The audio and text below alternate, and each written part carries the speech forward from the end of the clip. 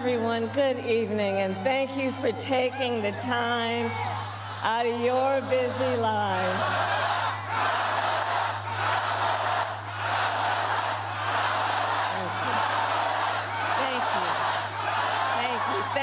Thank you, everyone. So listen, 1 week from today, you will have the chance to make a decision that directly impacts your life, the life of your family, and the future of this country we love.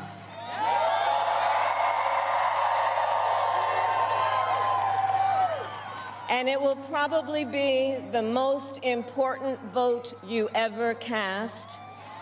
And this election is more than just a choice between two parties and two different candidates. It is a choice about whether we have a country rooted in freedom for every American or ruled by chaos and division.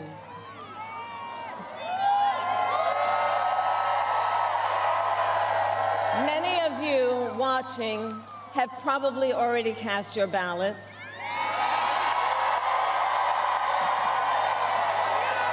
But I know many others are still considering who to vote for, or whether you'll vote at all. So tonight, I will speak to everyone about the choice and the stakes in this election. Look, we know who Donald Trump is. He is the person who stood at this very spot nearly 4 years ago and sent an armed mob to the United States Capitol to overturn the will of the people in a free and fair election. An election that he knew he lost. Americans died as a result of that attack. 140 law enforcement officers were injured because of that attack. And while Donald Trump sat in the White House watching as the violence unfolded on television, he was told by his staff that the mob wanted to kill his own vice president. And Donald Trump responded with 2 words: "So what?" America, that's who Donald Trump is. And that's who is asking you to give him another 4 years in the Oval Office. Not to focus on your problems, but to focus on his. And Donald Trump has told us his priorities for a second term. He has an enemies list of people he intends to prosecute. He says that one of his highest priorities is to set free the violent extremists who insulted those law enforcement officers on January 6th.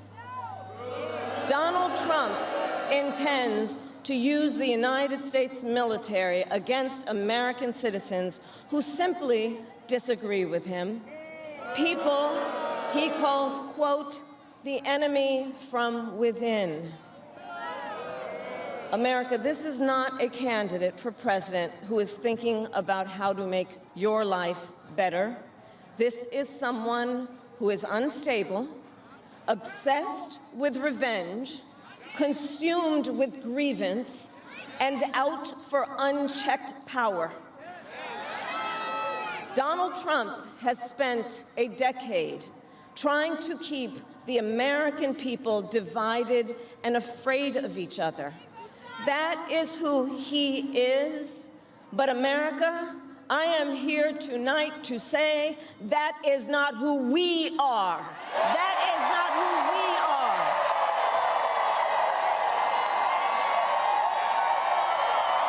That is not who we are. You see, what Donald Trump has never understood is that e pluribus unum, out of many, one, isn't just a phrase on a dollar bill. It is a living truth about the heart of our nation. Our democracy doesn't It doesn't require us to agree on everything. In fact, we like good arguments from time to time. Just think of your own family, right? It's not the American way to not have disagreements. We don't shy away from robust debate. In fact, we like a good debate, don't we? We like a good debate. And the fact that someone disagrees with us does not make them the enemy within. That's right. They are family, neighbors, classmates, co-workers. They are fellow Americans.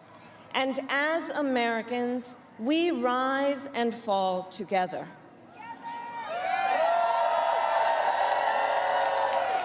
America, for too long, we have been consumed with too much division, chaos, and mutual distrust.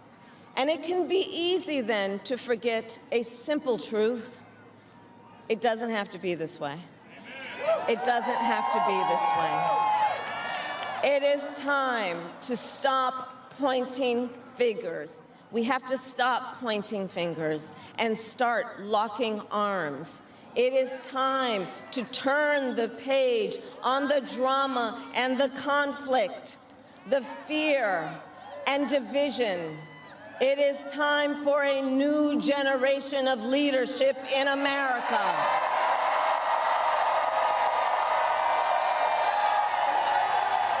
And I am ready to offer that leadership as the next President of the United States of America.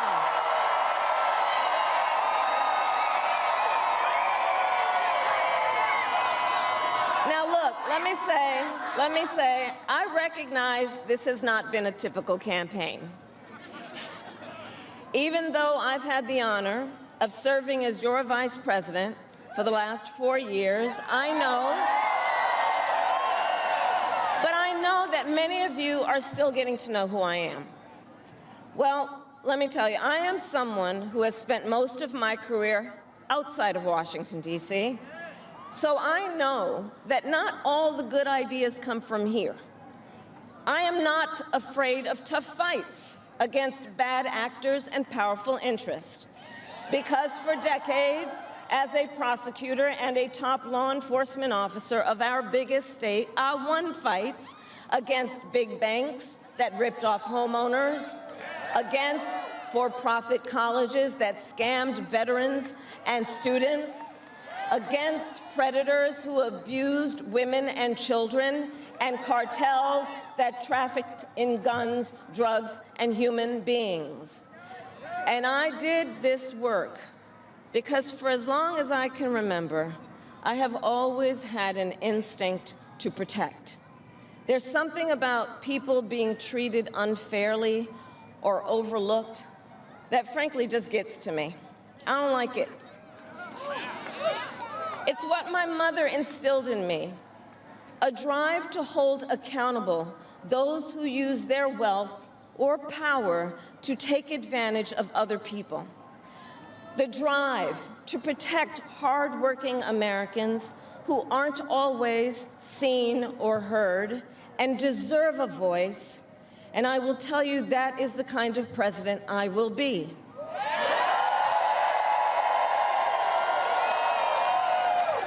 And look, I'll be honest with you, I'm not perfect, I make mistakes, but here's what I promise you.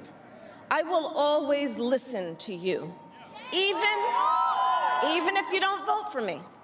I will always tell you the truth, even if it is difficult to hear. I will work every day to build consensus and reach compromise to get things done. And if you give me the chance to fight on your behalf, there is nothing in the world that will stand in my way.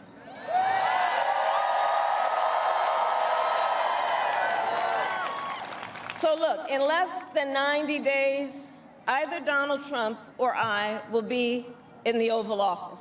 Okay? On day one,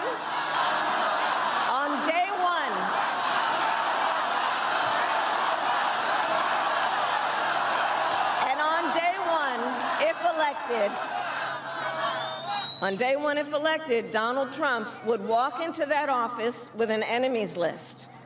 When elected, I will walk in with a to-do list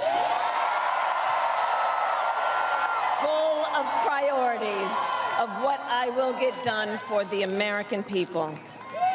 And I will work with everyone, Democrats, Republicans, and independents, to help Americans who are working hard and still struggling to get ahead. I have been honored to serve as Joe Biden's vice president. But I will bring my own experiences and ideas to the Oval Office. My presidency will be different because the challenges we face are different. Our top priority as a nation 4 years ago was to end the pandemic and rescue the economy. Now, our biggest challenge is to lower costs that were rising even before the pandemic and that are still too high. I get it. I still remember our mother sitting at that yellow Formica table, late at night, cup of tea in hand, a pile of bills in front of her, trying to make it all work. And I've heard from so many of you who are facing even greater financial pressures. Donald Trump's answer to you is the same as it was the last time. Another $1 trillion in tax cuts for billionaires and big corporations. And this time, he will pay for it with a 20% national sales tax on everything you buy that is imported. Think about it. Clothes, food, toys, cell phones. A Trump sales tax that would cost the average family nearly $4,000 more a year. And on top of that, you will pay even more if Donald Trump finally gets his way and repeals the Affordable Care Act,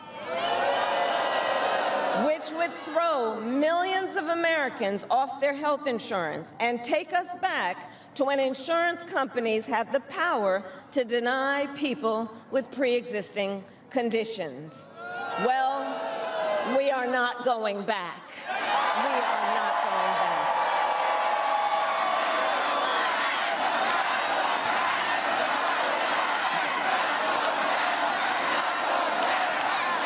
We are not going back because we also know Donald Trump would deliver tax cuts to his billionaire donors. I will deliver tax cuts to working people and the middle class. I will make sure you have a chance not just to get by, but to get ahead. Because I believe in honoring the dignity of work. I will enact the first ever federal ban on price gouging on groceries, cap the price of insulin, and limit out-of-pocket prescription costs for all Americans. I will fight to make sure that hardworking Americans can actually afford a place to live. I'll never forget how our mother saved up and how excited she was when she could finally afford to buy our first home. I remember how excited she was. And I know that owning a home is not only a measure of financial security, it's about the pride of your hard work. And as president, I will fight to help first-time home buyers with your down payment, take on the companies that are jacking up rents, and build millions of new homes. For years, we have heard excuses about why America can't build enough housing. Enough with the excuses. I'm going to cut the red tape and work with the private sector and local governments to speed up building and get it done. And the cost of housing isn't the only financial pressure on middle-class families. I have met so many young people who have a natural desire to parent their children well, but not always the resources to do it. So I'll fight for a child tax credit to save them some money, which will also lift American children out of poverty. I'll work to lower the cost of childcare, which is out of reach for too many working families today. And for too many people in the sandwich generation who are raising young children and taking care of a parent, juggling all of it is extremely difficult. You know, I took care of my mother when she got sick, cooking food that she had a taste for, finding clothes that would not irritate her skin. And understand, as I do, that caregiving is about dignity. It is about dignity. And currently, if you need home care and you don't have some money to hire someone, you and your family need to deplete your savings to qualify for help. That's just not right. So we're going to change the approach and allow Medicare to cover the cost of home care so seniors can get the help and care they need in their own homes. Now, Donald Trump has a different approach. He tried to cut Medicare and Social Security every year he was president. Look, I believe that when people have worked hard their entire life, they deserve to retire with the benefits they have earned. And I believe in the fundamental freedom of Americans to make decisions about their own bodies and not have their government tell them what to do.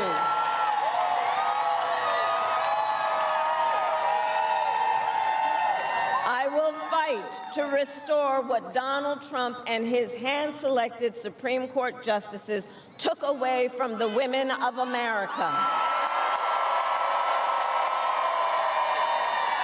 That today, 1 in 3 women in America, think about it, 1 in 3 women in America lives in a state with a Trump abortion ban, many with no exceptions even for rape and incest. The idea that a woman who survives a crime of a violation to her body should not have the authority to make a decision about what happens to her body next, that is immoral.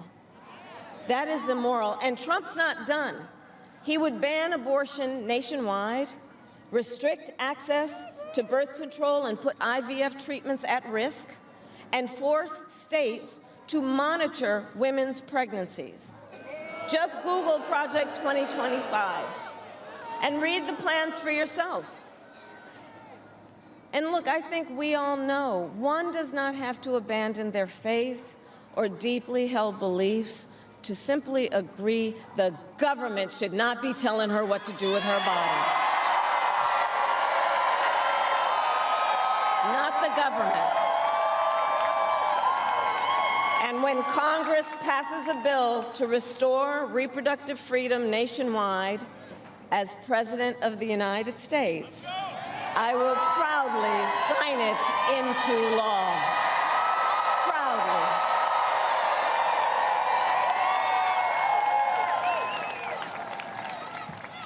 And look, on another subject, politicians have got to stop treating immigration as an issue to scare up votes in an election, and instead treat it as the serious challenge that it is that we must finally come together to solve. I will work with Democrats and Republicans to sign into law the border security bill that Donald Trump killed. When I was Attorney General of a border state, I saw the chaos and violence caused by transnational criminal organizations that I took on.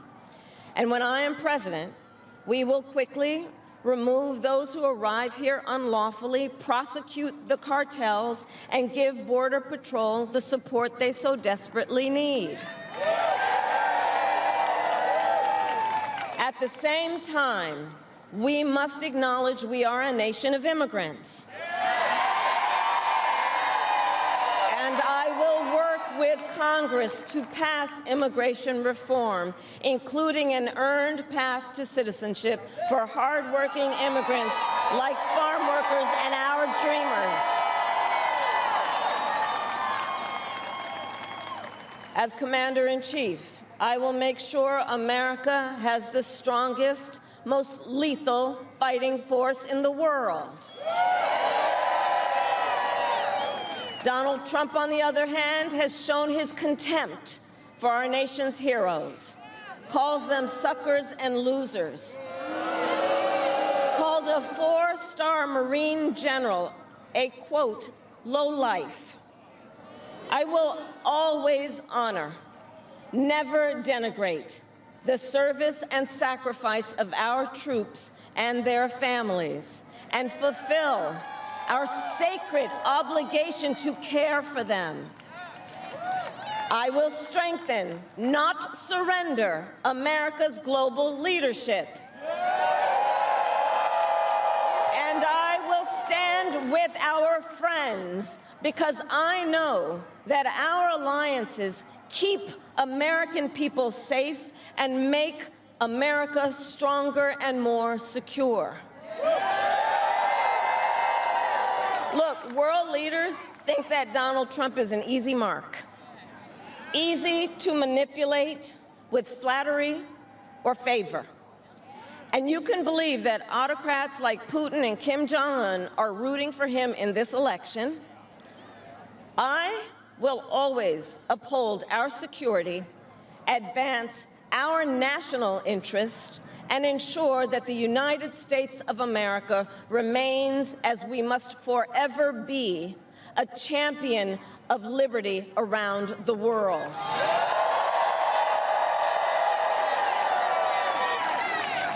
America, we know what Donald Trump has in mind. More chaos, more division, and policies that help those at the very top and hurt everyone else. I offer a different path, and I ask for your vote.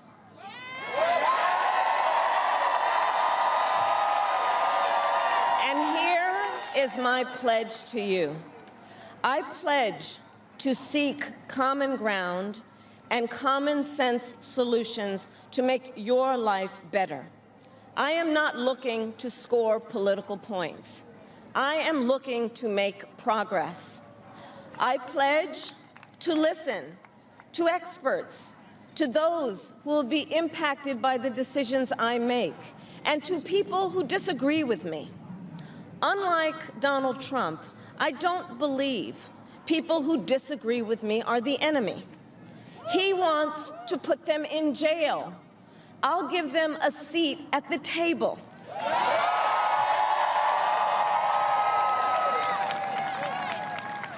I pledge to you to approach my work with the joy and optimism that comes from making a difference in people's lives. And I pledge to be a president for all Americans. And to always put country above party and self.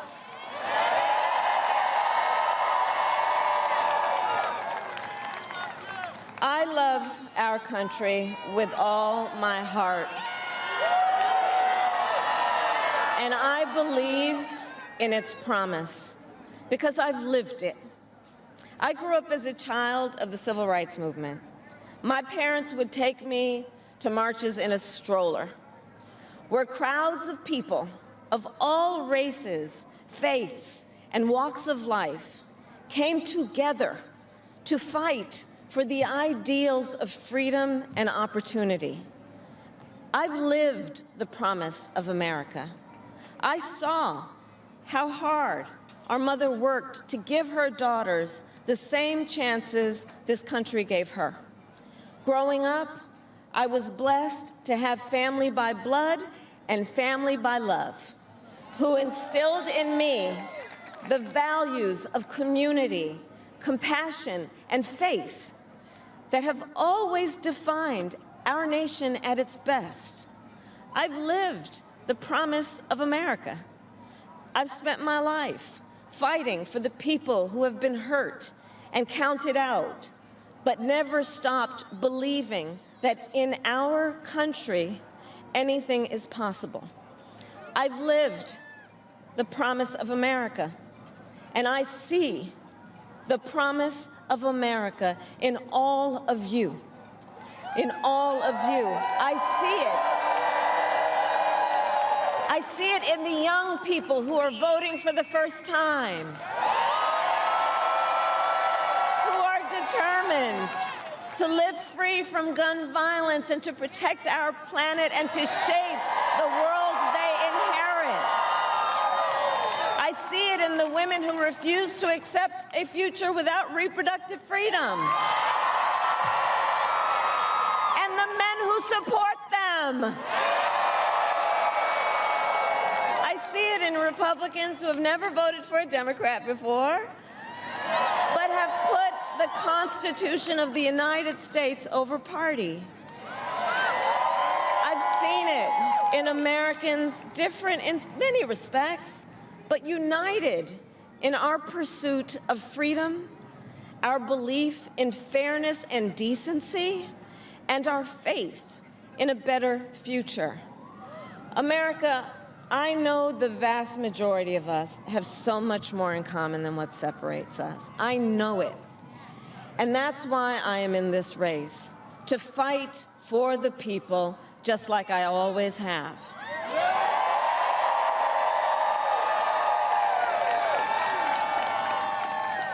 Nearly 250 years ago, America was born when we wrested freedom from a petty tyrant.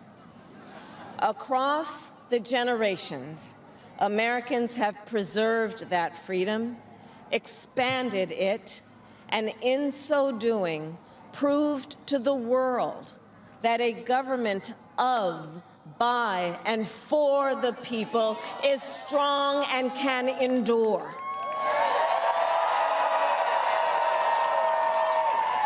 And those who came before us, the patriots at Normandy and Selma, Seneca Falls and Stonewall, on farmlands and factory floors, they did not struggle, sacrifice, and lay down their lives only to see us cede our fundamental freedoms. They didn't do that only to see us submit to the will of another petty tyrant. These United States of America, we are not a vessel for the schemes of wannabe dictators. The United States of America is the greatest idea humanity ever devised. A nation big enough to encompass all our dreams, strong enough to withstand any fracture or fissure between us, and fearless enough to imagine a future of possibilities. So, America, let us reach for that future. Let us fight for this beautiful country we love. And in 7 days, we have the power, each of you has the power to turn the page and start writing the next chapter in the most extraordinary story ever told. I thank you all. God bless you, and may God bless the United States of America. Thank you.